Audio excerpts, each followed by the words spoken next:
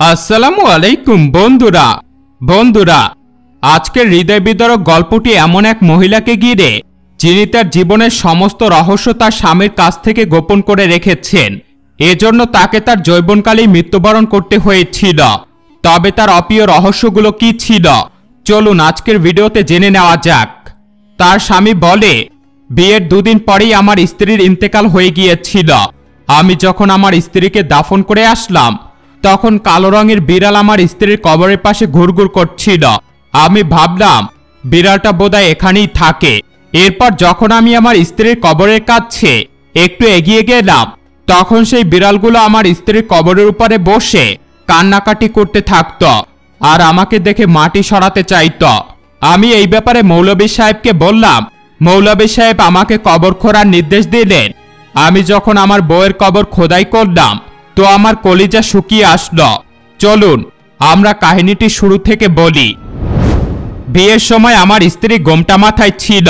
আমি এতে খুবই খুশি ছিলাম যে আমি একজন নেক বেবি পেয়েছি। আমি এজন্য খুশি ছিলাম যে আজ পর্যন্ত আমি কোনো মহিলার সাথে অবৈধ কিছু করিনি, তাই আমিও একজন নেক বেবি পেয়েছি। বিয়ের পর নিজের কামরায় যাওয়ার আগে আমার এক কাজিন, ছোটবেলাতে যার বাবা মা ইন্তেকাল করেছিল এবং যে আমাদের সাথে একসাথে থাকত, সে আমার পথ আটকে বলল, ভাই, আমি জানি তুমি খুবই খুশি যে তুমি একজন নেক স্ত্রী পেয়েছ। তবে তোমার যেমন অতীত রয়েছে, তারও তেমন কোনো অতীত থাকতেই পারে। কেননা তুমিই তো বলো, স্বামী যেমন সে সেই রকম স্ত্রী পাবে। এটা তো সত্য, কিন্তু আমি সেই বিষয় নিয়ে খুব একটা মাথা ঘামাইনি, কারণ আমি আল্লাহর কাছে এই ব্যাপারে তওবা করে নিয়েছিলাম। সেও যদি আমার মতো কোনো গুনাহ করে থাকে, তবে সেও নিশ্চয়ই তওবা করে নিয়েছিল। আমার কথা শুনে আমার কাজিন হেসে বলল, আপনি কি করে জানবেন যে সে আসলেই তওবা করেছিল নাকি না? আমি আমার কাজিনকে বললাম, আমাকে বলবাল বুঝিও না, আমার আল্লাহর উপর বিশ্বাস আছে। আমি বিশ্বাস করি আমার স্ত্রী নিশ্চয়ই পাক পবিত্র হবে।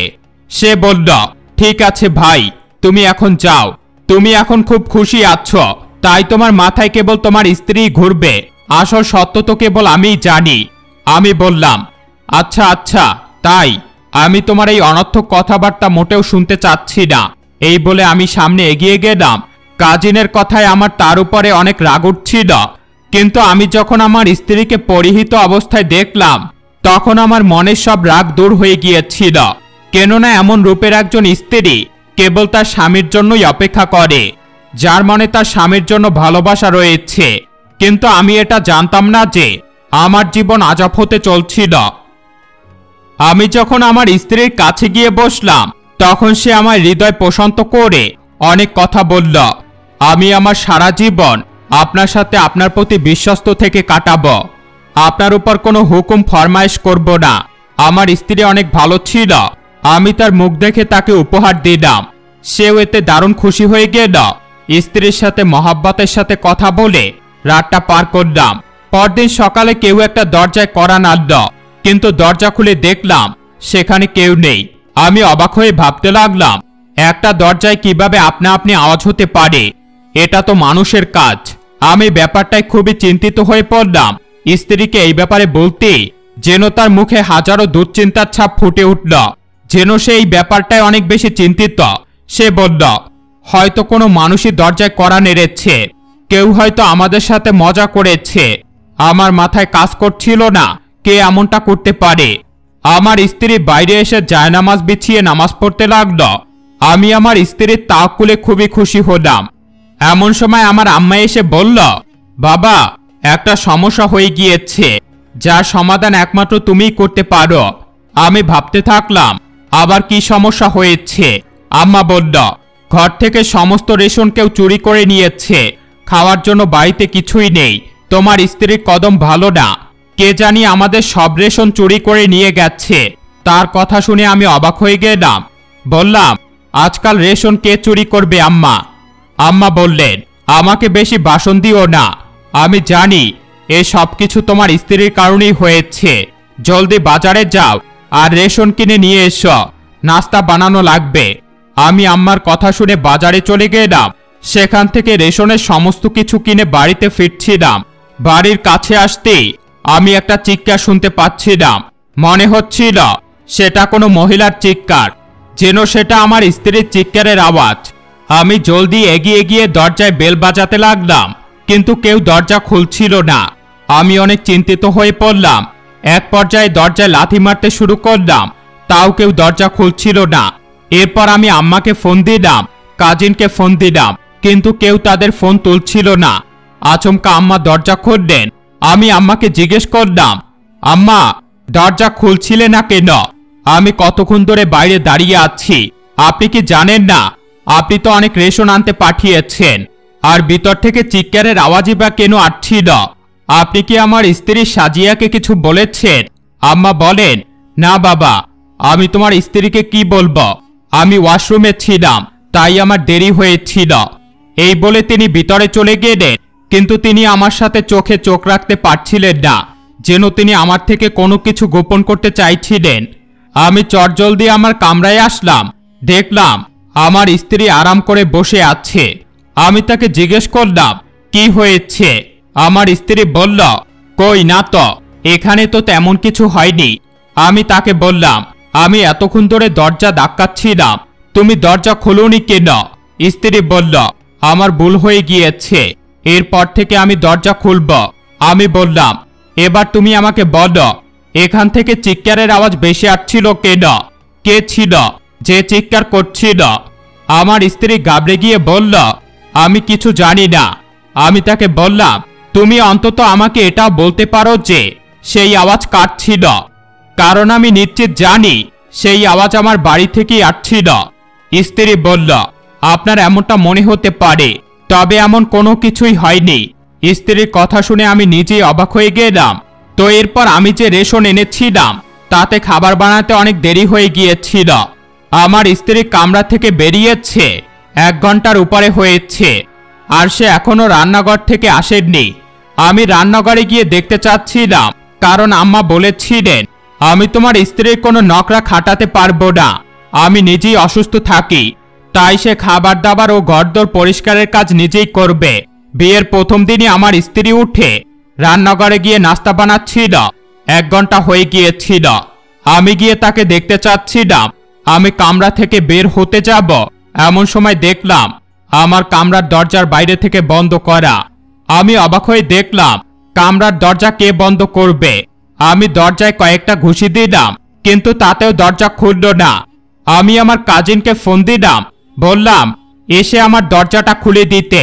সে এসে দরজা খুলে বলল, দরজা তো আগে থেকেই খোলা ছিল ভাই, আমার তো মনে হচ্ছে আপনার মানসিক ভারসাম্য হারিয়ে যাচ্ছে। আমার কাজিনকেও এই মুহূর্তে আমার বিরক্ত লাগছিল। আমি রান্নাঘরে গিয়ে দেখলাম আমার স্ত্রী নাস্তা তৈরি করছিল। দরজা বন্ধ হওয়ার রাগটা আমি আমার কাজিনের উপর মিটিয়ে নিলাম, এবং আমার কাজিন আমার কথা শুনে সে হাসতে হাসতে বলল, ভাই আমি তো আপনাকে বুদ্ধিমান ভেবেছিলাম, কিন্তু এখন মনে হচ্ছে আপনাকে সব কথা ভেঙে ভেঙে বোঝাতে হবে। আমি তাকে বললাম, তোমার এ কথার মানে কি? সে আমার কাঁধে হাত রেখে সহমর্মিতার সাথে বলল, ভাই আর কিছুদিন পরে নিজের স্ত্রীর আসল রূপ জানতে পারবে। এটা বলে সে চলে গেল। একটু পরে আমি আমার স্ত্রীকে খুঁজছিলাম, কিন্তু সে কোথাও ছিল না।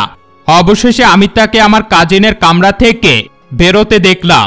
তাকে এভাবে দেখে আমার খুব খারাপ লাগলো এবং সন্দেহ হলো সে একদিনের নববধূ ছিল, তার আমার কাজিনের কামরায় যাওয়া উচিত হয়নি। আমি তাকে জিজ্ঞেস করলাম, তুমি আমার কাজিনের কামরায় কেন গিয়েছিলে? আমার প্রশ্নে সে ঘাবড়ে গেল। প্রথমে তো নজর মিলাচ্ছিল না, এরপর বলল, আমি সেখানে সাফাই করতে গিয়েছিলাম। আমি তাকে বললাম, এত সকাল সকাল সাফাই করার কি প্রয়োজন পড়ল? আর তুমি কি করে জানলে এই ঘরে কয়টা কামরা রয়েছে? আমার কথা শুনে স্ত্রী বলল, যখন আমি এখানে প্রথম দিন থেকে নাস্তা বানাতে পারি, তাহলে সাফাই করতে পারবো না কেন? এরপর আমিও ঘরদোর সাফাই করতে শুরু করলাম। আমার মনে হলো আমার স্ত্রীকে বলা কথা যে নাস্তা আজকে থেকে তুমি বানাবে, এটা ভালো লাগেনি। আমি আমার স্ত্রীর সাথে কথা বলতে চাইলাম, কিন্তু সে মন খারাপ করে চুপ করে রইল। আমি তার সাথে কথা বলতে চাইলেও সে আমাকে এড়িয়ে যেতে লাগলো। আমি সারাদিন চেষ্টা করলেও সন্ধ্যা পর্যন্ত আমার স্ত্রী মন খারাপ করে রইল। তার চোখে পানি টলমল করছিল। রাতের খাবার খেতেই আমার মেজাজ খারাপ হয়ে গেল। আমি আমার স্ত্রীকে বললাম, তুমি কি কারণে এখনো জিদ ধরে মন খারাপ করে আছো? স্ত্রী বলল, আল্লাহর ওয়াস্তে আমাকে বাড়িতে রেখে আসুন, আল্লাহর দোহাই আমাকে দয়া করে এই বাড়িতে আর রাখবেন না। আমি রেগে গিয়ে বললাম, কি বলতে চাও তুমি? এসব বলার কারণ কি? স্ত্রী বলল, আমি এখানে আর থাকতে পারছি না, আপনার কাছে অনুরোধ করছি, হয় আমাকে নিয়ে এই বাড়ি ছেড়ে আলাদা বাসা নেন, না হয় আমাকে বাবা মার কাছে দিয়ে আসেন। আমি স্ত্রীকে জিজ্ঞেস করলাম, তোমার কি এখানে থাকতে কোনো অসুবিধা হচ্ছে? স্ত্রী মাথা নিচু করে বলল, না, কিন্তু আমার নতুন ঘর চাই, যেখানে আমি আরাম ও শান্তির সাথে থাকতে পারবো। আমি স্ত্রীকে জিজ্ঞেস করলাম, তোমার এমন কি শান্তি প্রয়োজন যা এই ঘরে নেই? তুমি ব্যাগ গুছাও, আমি তোমাকে তোমার আব্বা আম্মার কাছে রেখে আসি। এটা বলায় স্ত্রী আমার দিকে অবাক চোখে তাকিয়ে রইল। এরপরে সে ব্যাগ প্যাক করতে আমি সেই ব্যাগ নিয়ে গাড়িতে উঠালাম। এরপরে তাকে তার বাবার বাড়িতে রেখে আসলাম আর তার বাবাকে বললাম, শ্বশুর আব্বা, আমার স্ত্রী কিছুদিন আপনাদের সাথে থাকতে চায়, সে আপনাদের খুব মনে করছিল। আমি তাদেরকে আমার আর আমার স্ত্রীর লড়াইয়ের ব্যাপারে কিছুই বলিনি। এরপরে আমি বাড়ি চলে এলাম। বাড়ি আসতেই আমার কাজিন আমাকে বলল, তোমার কি প্রয়োজন ছিল তোমার স্ত্রী বলা মাত্রই তাকে তার বাবার বাড়িতে রেখে আসার? মেয়েরা এমনটা বলে, কিন্তু স্ত্রীদের দাবিয়ে রাখতে হয়। কিন্তু তুমি তো তোমার স্ত্রীকে কাবু করতেই পারো না। কালকে যখন সবাই জানতে পারবে তুমি বিয়ের পরদিনই তোমার স্ত্রীকে তার বাবার বাসায় রেখে এসেছ, তখন তারা কি বলবে? যে স্বামী তার স্ত্রীর কথায় চলে, লোকে তাকে নাচনে বাদর বলে থাকে। তুমিও আজব ভাই, আমার তোমার থেকে এই আশা ছিল না। আমার কাজিন এই বলে নিজের রুমে চলে গেল আর রুমে গিয়ে সে কারো সাথে ফোনে ঝগড়া করে কথা বলছিল আর তাকে খুব রাগান্বিত মনে হচ্ছিল। আমিও নিজের কামরায় চলে আসলাম, কিন্তু কিছু সময় পরে আমার কাজিন এমন একটা কথা বলল যে আমার তাকে সন্দেহ হতে লাগলো। রাতে খাবার খেতে বসে আম্মা জিজ্ঞেস করলেন, তোমার স্ত্রী কোথায় গেছে? আমার কিছু বলার আগেই সে বলল, চাচি, আপনার আমার বন্ধু বাকারের বিয়ের কথা মনে আছে, যার বিয়ে 3 বছর আগে হয়েছিল? আম্মা বলল, হ্যাঁ, তবে তার কথা তুমি এখন কেন বলছ? কাজিন বলল, তার স্ত্রীও এমন ঘন ঘন বাপের বাড়িতে যেত। তারপরে জানা গেল সেখানে সে তার প্রেমিকের সাথে দেখা করতে যেত। মেয়েরা যখন বারবার বাপের বাড়ি যাওয়ার জিদ করে, তখন স্বামীকে বুঝতে হবে এর পিছনে নিশ্চয়ই কোনো কারণ আছে। মেয়েরা অকারণে তার স্বামীর সংসার রেখে বাবার বাড়িতে থাকে না। ভাই, আমার তো মনে হয় তোমার স্ত্রীর এমন কোনো প্রেমিক রয়েছে, না হয় ছোট কোনো ব্যাপারকে কেন্দ্র করে সে তার বাবার বাড়িতে যেত না। এর পিছনে নিশ্চয়ই কোনো কারণ রয়েছে। আমি তাকে বললাম, তুমি আজে বাজে বকো না, আমার স্ত্রীর উপর পূর্ণ বিশ্বাস রয়েছে। সে বলল, ভাই, আপনার তো বিশ্বাস থাকবেই, আপনি তার ভালোবাসায় অন্ধ হয়ে গেছেন, কিন্তু আমরা তো অন্ধ নই, আমাদের চোখে সবকিছুই পড়ে। আমি আমার কাজিনের কথা শুনে বিরক্ত হয়ে গিয়েছিলাম। আমি তাকে বললাম, আমি এখন এই মুহূর্তে আমার স্ত্রীকে ওই বাড়ি থেকে আনতে যাচ্ছি। এরপরও যদি তুমি আর একটা কথা বলো তবে সেটা ভালো হবে না। এটা বলে আমি উঠতেই যাব, এমন সময় আমার কাজিন হাসতে হাসতে বলল, তোমার স্ত্রী একটু আগেই ফিরে এসেছে আর তুমি এই ব্যাপারে জানোই না। তুমি নিজেই দেখো, সে তোমাকে এই ব্যাপারে বলা প্রয়োজন মনে করেনি। এটা শুনে আমি অবাক হয়ে গিয়েছিলাম। যদি সে ফিরে এসে থাকে তবে আমার সামনে কেন আসেনি? আমাকে কেন সে এড়িয়ে চলেছে? আমিও তো ঘরেই ছিলাম, আমি তো আম্মার কামরায় ছিলাম, হয়তো সে নিজের কামরায় রয়েছে। আমি তখনই নিজের কামরায় গেলাম আর এরপর যা দেখতে পেলাম তাতে আমার গায়ের লোম ছুটে গিয়েছিল। আমি দেখলাম আমার স্ত্রী বিছানার উপর অচেতন অবস্থায় পড়ে আছে। তার হাতের কাছে একটা কাগজ রাখা আছে। তার পুরো শরীর নীল হয়ে গিয়েছিল, দেখে মনে হচ্ছিল সে বেহুশ হয়ে গেছে। আমি তার কাছে গিয়ে তাকে সোজা করতেই বুঝতে পারলাম তার রূহ দেহ ছেড়ে বেরিয়ে গেছে, অর্থাৎ আমার স্ত্রীর মৃত্যু হয়ে গিয়েছিল। আমি এতে অবাক হয়ে গিয়েছিলাম। এরপর আমি যখন তার পাশে থাকা কাগজটা পড়তে শুরু করলাম তখন আমার পায়ের তলা থেকে মাটি সরে গেল। সে সেই চিঠিতে যা লিখেছে তা যে কারো পায়ের তলা থেকে মাটি সরানোর জন্য যথেষ্ট। সে লিখেছে, আমি আমার স্বামীর কাছে ক্ষমা প্রার্থী, কেননা আমাকে দুনিয়া থেকে চলে যেতে হচ্ছে, কেননা আমি নিজেই নিজের উপর লজ্জিত। আমার চরিত্র এত ভালো নয় যে আমি আমার স্বামীর চোখে চোখ মেলাতে পারব। সে আমাকে খুব ভালোবাসে, কিন্তু বিয়ের আগে আমি অনেক ছেলের সাথে সম্পর্ক করেছিলাম। আমি নিজেকে আমার স্বামীর উপযুক্ত বলে মনে করি না, তাই আজ আমি নিজেকে শেষ করতে যাচ্ছি। এটা পড়ে যেন আমার পায়ের তলা থেকে মাটি সরে গিয়েছিল। আমার চোখে পানি এসে পড়েছিল। স্ত্রীর এই ধোঁকা কিছুতেই মানতে পারছিলাম না, তার উপরে তার মৃত্যুটাও মানতে পারছিলাম না। এই খবর পুরো গ্রামে আগুনের মতো ছড়িয়ে গেল। তারা সবাই একত্রিত হয়ে বাসায় এলো। স্ত্রীর বাবা মা যখন এই চিঠির ব্যাপারে জানতে পারল, তখন তারাও অবাক হয়ে গেল। তারা বলতে লাগলো, সবকিছু মিথ্যা, আমার মেয়ে অত্যন্ত পাক ছিল। আমরা এ ব্যাপারে অনুসন্ধান চালাবো, কারণ এটা হতেই পারে না। আমার মেয়ে অনেক নেক ছিল, জীবনবর্ষে কোনো ছেলের দিকে চোখ তুলেও তাকায়নি। এই চিঠি আমার মেয়ের হতেই পারে না। আমি স্ত্রীর পরিবারের কথা শুনতাম না, নিজের দুঃখ সামলাতাম। আমি আমার স্ত্রীর ব্যাপারটা আল্লাহর উপর ছেড়ে দিয়েছিলাম। লাশ দাফন করার জন্য কবরস্থানে নিয়ে গেলাম। স্ত্রীর বাবা আমার উপর খুবই নারাজ ছিলেন। তিনি আমার সাথে কথা পর্যন্ত বলতে চাচ্ছিলেন না, যেন মেয়ের মৃত্যুর জন্য। তিনি আমাকে সন্দেহ করছিলেন। তিনি আমাকে আমার স্ত্রীর মৃত্যুর কারণ ভাবছিলেন। যদিও আমি এই চিঠিটা তার লাশের পাশে পেয়েছিলাম, কিন্তু তাদের আমার কথার কোনো বিশ্বাস হচ্ছিল না, তাই আমিও চুপ করে গেলাম। আমি নিজের উপর কোনো রকম দুঃখের ভার নিতে চাচ্ছিলাম না, তাই আমি কারো কথায় পাত্তা দেওয়া বন্ধ করে দিলাম। এরপর এমন একটা ঘটনা ঘটল, যা আমার চোখের উপর থেকে সম্পর্কের এই পর্দা সরিয়ে দিল। আর এই ব্যাপারটি একদম কাকতালীয়ভাবে ঘটেছিল। আমার স্ত্রীকে দাফন করার সময় দুটো কালো বিড়াল তার কবরের পাশে ঘুরঘুর করছিল। আমি ভেবেছিলাম বিড়ালগুলো কবরস্থানে থাকে হয়তো, তাই হয়তো এখানে চলে এসেছে। সন্ধ্যায় যখন সবাই নিজ নিজ বাড়িতে ফিরে গিয়েছিল, তখন আমি আমার স্ত্রীর কবরে দোয়া করতে চলে গিয়েছিলাম। কেন জানি আমার এসব ঘটনা মিথ্যা বলে মনে হচ্ছিল তার আত্মহত্যার পিছনে কোনো কারণ তো নিশ্চয়ই আছে। কাকতালীয়ভাবে সেই দুটো বিড়াল আমার স্ত্রীর কবরের পাশে কান্না করছিল। এক মুহূর্তের জন্য তো আমার ভয় করল। আমি যখন সেখান থেকে চলে আসতে নিলাম, তখন সেই বিড়ালগুলো কবর থেকে মাটি উঠাতে লাগল। তারা তাদের পা দিয়ে মাটি সরাতে লাগল। এই দৃশ্য দেখে আমি তাজ্জব বনে গেলাম। বিড়াল দুটো কবরের চারদিকে ঘুরছিল। আমি ভাবলাম, এ ব্যাপারে আমার কোনো আলেম বা মৌলভী সাহেবকে বলা দরকার। হতে পারে এসবের পিছনে অন্য কোনো কারণ রয়েছে। আমি ইমাম সাহেবকে এই ব্যাপারে বললাম। তিনি কবরে দোয়া পড়ে দিলেন। এরপরে সেখানে কিছুক্ষণ বসলেন। বিড়ালগুলো তখনও কবরের চারদিকে ঘুরছিল। মৌলভী সাহেব বললেন, কবরটা খোলা হোক। আমার সাথে তখন আমার এক বন্ধু উপস্থিত ছিল। আমরা দুজনেই ভয় পাচ্ছিলাম, কিন্তু খোদাইকারী সাহস নিয়ে কবরটি খুঁড়তে লাগলো। কবরটি খুঁড়তেই দেখতে পেলাম আমার স্ত্রীর হাত পা নড়ছে। তার মুখ দেখে মনে হচ্ছে সে শ্বাস নিচ্ছে। এটা দেখে আমার হুঁশ উড়ে গিয়েছিল। আমি আমার স্ত্রীকে নিয়ে হাসপাতালে গেলাম। অবাক করা ব্যাপার হচ্ছে, এরপরে সেই বিড়াল দুটো গায়েব হয়ে গিয়েছিল। আমি তাদেরকে কবরস্থান থেকে বের হতে দেখেছিলাম।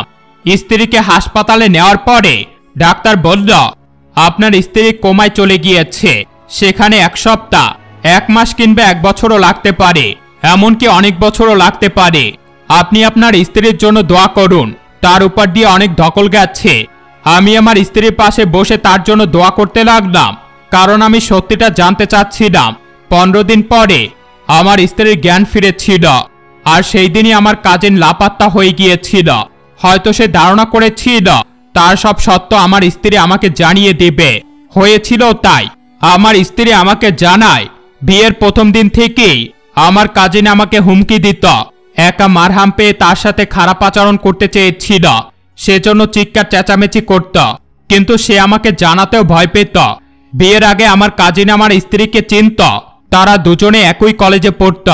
আমার কাজিন তখনও তাকে বিরক্ত করত। সে জানত আমার স্ত্রী একজন সহজ সরল মেয়ে, সে পুরুষ মানুষকে ভয় পায়। আমার কাজিন এই ব্যাপারটার ফায়দা উঠায় আর বিয়ের পরেই তাকে বিরক্ত করতে থাকে। এরপর আমার স্ত্রী আবার যখন বাড়িতে ফিরল, তখন সে তাকে মারতে চাইল, কিন্তু বলে না, যাকে আল্লাহ রক্ষা করেন তার ক্ষতি কেউ কিভাবে করতে পারে। সারা দুনিয়া একত্রিত হয়েও তার কিছু করতে পারবে না। আমার স্ত্রী বলল, সেদিন বাবার বাড়ি যাওয়ার পর সন্ধ্যায় তার আমার কথা মনে পড়ায় সে নিজের বাড়িতে ফিরে এসেছিল, কিন্তু তাকে কামরায় একা পেয়ে আমার কাজিন সেখানে চলে গিয়েছিল আর তার সাথে অসভ্যতা করতে লাগল।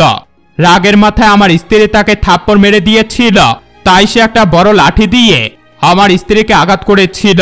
এটাই আমার স্ত্রীর মাথা ফাটেনি, কিন্তু সে কোমায় চলে গিয়েছিল আর আমাদের মনে হয়েছিল সে মারা গেছে। আমার কাজিন সেই মিথ্যা চিঠি লিখে আমার স্ত্রীর পাশে রেখেছিল যেন আমরা সেটা পড়ে আমার স্ত্রীকে বলবো জি। কিন্তু আমার মাথায় সেই বিড়াল দুটোর কথা ঘুরছিল। আমার স্ত্রীকে সেই ব্যাপারে বলতে সে বলল সেগুলো তার পোষা বিড়াল ছিল। বিয়ের আগ পর্যন্ত সে তাদেরকে পালত, তারা এখন সে বাড়িতেই আছে। সে তাদেরকে অনেক যত্ন আত্তি করত, তাদের পালত, তাদেরকে অনেক আদর যত্ন করেছে, তাই তারা আমার স্ত্রী ও তার পরিবারের প্রতি অনেক বিশ্বস্ত। আমি একথা শুনে অবাক হয়ে গেলাম, ভাবতে লাগলাম আল্লাহ কিভাবে বিড়াল দুটির মাধ্যমে আমার স্ত্রীকে বাঁচিয়ে দিলেন। আমি তৎক্ষণাৎ সেজদায় পড়ে গেলাম। নিঃসন্দেহে আল্লাহ এই পৃথিবীর মালিক, তিনি যা চান তাই করতে পারেন।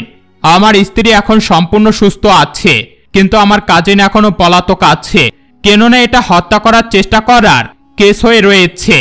সেই ঘটনার 1 বছর পেরিয়ে গিয়েছে। 1 মাস পরেই আমার কাজিন ধরা পড়েছিল। এখন সে জেলে বসে তার পাপের সাজা ভোগ করছে, আর আমি আমার স্ত্রীর সাথে একটা হাসি খুশি জীবনযাপন করছি। এই ঘটনা থেকে এই শিক্ষা পাওয়া যায় যে আমাদের মেয়েদেরকে নিজেদের রক্ষা করার শিক্ষা প্রয়োজন। কেউ যদি তাকে বিরক্ত করে তবে সে যেন ভয় না পেয়ে তাকে প্রতিহত করতে পারে, আর নিজের স্বামী কিংবা বাবা মাকে সেসব ব্যাপারে বলতে পারে। বন্ধুরা, এই কাহিনীটি একটি উর্দু চ্যানেল থেকে বাংলায় অনুবাদ করা হয়েছে, তবে এই কাহিনীটি কতটুকু সত্য এ সম্পর্কে আমাদের জানা নেই। তবে কাহিনীটি খুবই ভালো ছিল। ভিডিওটি ভালো লেগে থাকলে ভিডিওতে লাইক করে দিবেন, আর এরকম আরও ভিডিও পাওয়ার জন্য চ্যানেলটিকে সাবস্ক্রাইব করে পাশে থাকা বেল আইকনটি ক্লিক করে দিবেন। আল্লাহ হাফেজ।